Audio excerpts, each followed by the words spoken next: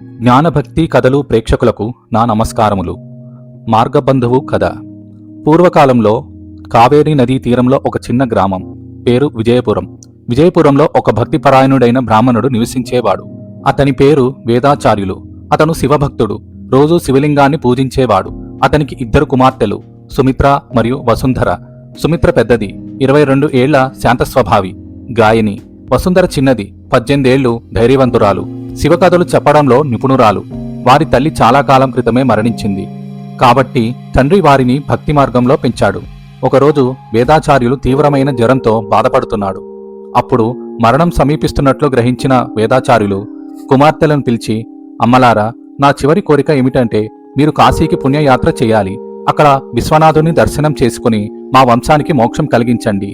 మార్గంలో శివుడే మీకు రక్షకుడు. అప్పయ్య దీక్షితులు రచించిన మార్గబంధువు స్తోత్రాన్ని పఠించండి. ఆయన మీకు బంధువుగా వస్తాడు అని చెప్పి ప్రాణాలు వదిలాడు. సోదరీమణులు దుఃఖంతో కుమిలిపోయారు. కాని తండ్రి కోరికను నెరవేర్చాలని నిర్ణయించుకున్నారు. గ్రామస్తులు వారిని వారించారు. మీరు 2 మహిళలు, ప్రయాణం ప్రమాదకరం, దొంగలు, జంతువులు, వరదలు, ఎన్నో అడ్డంకులు. కాని సుమిత్ర చెప్పింది, మా తండ్రి చెప్పినట్లు శివుడే మా మార్గబంధువు. ఆయన రక్షణలో మేము సురక్షితంగా వెళ్తాం. వారు బంగారు ఆభరణాలు, కొన్ని బియ్యం, ఫలాలు మరియు స్తోత్ర పుస్తకం తీసుకుని ప్రయాణం మొదలుపెట్టారు. మొదటి రోజు వారు గ్రామం దాటి ఒక చిన్న అడవిలోకి ప్రవేశించారు. సూర్యుడు మధ్యాహ్న ఎండలో మండుతున్నాడు. వసుంధర గట్టిగా స్తోత్రం పఠిస్తోంది. శంభో మహాదేవ మార్గబంధో మమ ప్రియ సఖ. సుమిత్ర ఆమెతో పాటు జపిస్తోంది. అకస్మాత్తుగా ఒక పెద్ద మర్రి చెట్టు కింద ఒక వృద్ధుడు కనిపించాడు. అతను బూడిద రాసుకుని, జటలు కట్టుకుని, కాషాయ వస్త్రాలు ధరించి, చేతిలో త్రిశూలం మరియు డమరుకం పట్టుకుని ఉన్నాడు. అతని ముఖంలో దివ్య తేజస్సు, కళ్లల్లో కరుణ. అమ్మలారా, మీరు ఎక్కడికి వెళ్తున్నారు అని మృదువుగా అడిగాడు. సుమిత్ర భయంగా, మేము కాశీకి వెళ్తున్నాం. ఇది మా తండ్రి గారి చివరి కోరిక. వృద్ధుడు చిరునవ్వుతో, మంచి నిర్ణయం. మార్గంలో ఎన్నో అడ్డంకులు, కాని భక్తి ఉంటే శివుడు రక్షిస్తాడు. నేను కూడా మీతో వస్తాను. మీకు మార్గదర్శకుడిగా ఉంటాను. సోదరీమణులు సంతోషించారు. కాని అతను ఎవరో తెలియకపోయినా అతని సాన్నిహిత్యం వారికి ధైర్యం ఇచ్చింది. సాయంత్రం అయ్యేసరికి వారు ఒక దట్టమైన అడవిలోకి చేరుకున్నారు. చీకటి పడుతోంది. దూరంలో సింహాల గర్జనలు వినిపిస్తున్నాయి. వసుంధర భయపడి, అక్క, ఇక్కడే ఆగిపోదాం అని అంది. కాని వృద్ధుడు, ముందుకు సాగండి అని అన్నాడు. అకస్మాత్తుగా 6 దొంగలు వారిని చుట్టుముట్టారు. వారు క్రూరమైన ముఖాలు, చేతుల్లో కత్తులు పట్టుకుని ఉన్నారు. మీ ఆభరణాలు, డబ్బు ఇవ్వండి, లేదంటే అని బెదిరించారు. సుమిత్ర కళ్ళు మూసుకుని, హే మార్గబంధు, మమ్మల్ని రక్షించు శంభో అని పిలిచింది. వసుంధర స్తోత్రం పఠించడం మొదలుపెట్టింది.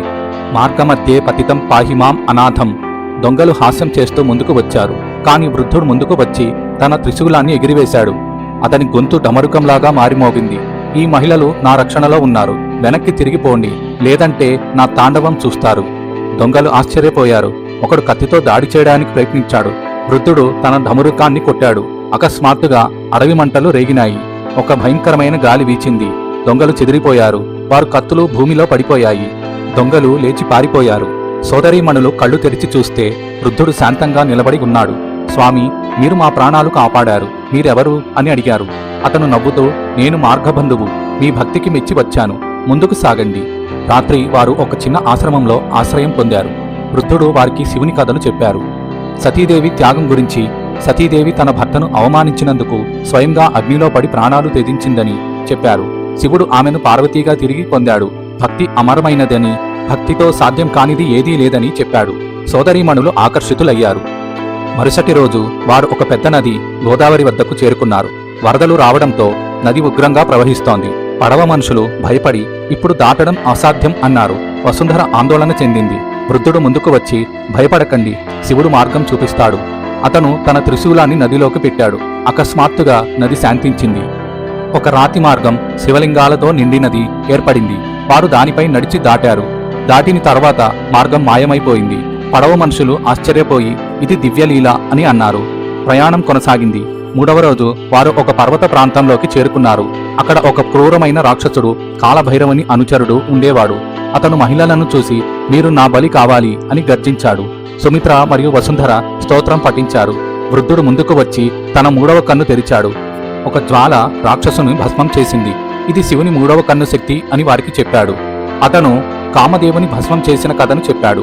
కామదేవుడు శివుని తపస్సు భంగం చేయడానికి ప్రయత్నించాడు. శివుడు మూడవ కన్ను తెరిచి అతనిని భస్మం చేశాడు. కాని పార్వతి అభ్యర్థన మేరకు అతనిని అనంగుడిగా తిరిగి జీవింపజేశాడు. 4వ రోజు వారు ఒక ఎడారి ప్రాంతంలోకి వచ్చారు.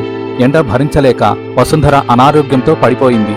సుమిత్ర ఆమెకు నీరు తాగించడానికి ప్రయత్నించింది, కాని నీరు అయిపోయింది.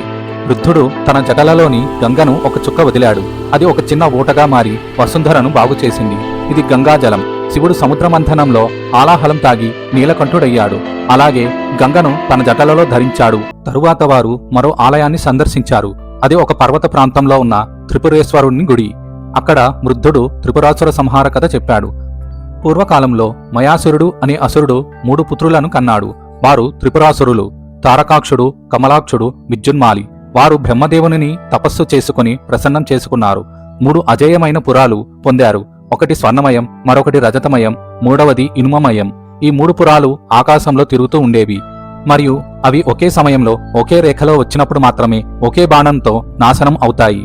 త్రిపురాసురులు ఆ పురాలలో ఉండి దేవతలను, మానవులను హింసించారు. దేవతలు శివుని శరణు వేడారు. శివుడు సమ్మతించి త్రిపుర సంహారానికి సిద్ధమయ్యాడు. అతను భూమిని రథంగా చేసుకుని, మేరు పర్వతాన్ని ధనస్సుగా చేసుకుని, వాసుకి సర్పాన్ని వింటినారిగా చేసుకుని, అగ్నిదేవుని బాణాగ్రగంగా మార్చాడు. బ్రహ్మదేవుడు రథసారథి అయ్యాడు. 3 పురాలు ఒకే రేఖలో వచ్చినప్పుడు శివుడు ఒకే ఒక్క బాణంతో వాటిని భస్మం చేశాడు. అసురులు నాశనమయ్యారు. ఈ లీల చెప్పేది ఏమిటంటే శివుడు ధర్మరక్షణకు ఎల్లప్పుడూ సిద్ధంగా ఉంటాడు. అతను సృష్టి, స్థితి, లయలలో భాగమైనవాడు. ఈ సంహారం తరువాత శివుడు త్రిపురాంతకుడు అయ్యాడు. సోదరీమణులు ఆకర్షితులయ్యారు. సుమిత్ర అడిగింది, స్వామి, శివుడు ఎందుకు సంహారకుడు అని అంటారు? వృద్ధుడు, సంహారం అంటే నాశనం కాదు, పాతది నాశనం చేసి కొత్తది సృష్టించడం అని చెప్పాడు. ఆ రాత్రికి వారు నిద్రపోయారు. ప్రయాణంలో వారు అనేక ఆశ్రమాలు, ఆలయాలు సందర్శించారు. వృద్ధుడు శివుని ఇతర లీలలు చెప్పాడు. రావణుని కైలాసం ఎత్తడం, మార్కండేయుని రక్షణ. మార్కండేయుడు 16 ఏళ్లకు మరణం ఎదుర్కొన్నాడు. కాని శివలింగాన్ని పట్టుకుని స్తోత్రం చేశాడు. శివుడు యముని తన్ని అతనిని చిరంజీవిగా చేశాడు అని చెప్పాడు. రావణుడు కైలాసాన్ని ఎత్తడం. వృద్ధుడు మొదట రావణుని కథను చెప్పడం మొదలుపెట్టాడు. పూర్వకాలంలో లంకాధిపతి రావణుడు మహాశివభక్తుడు.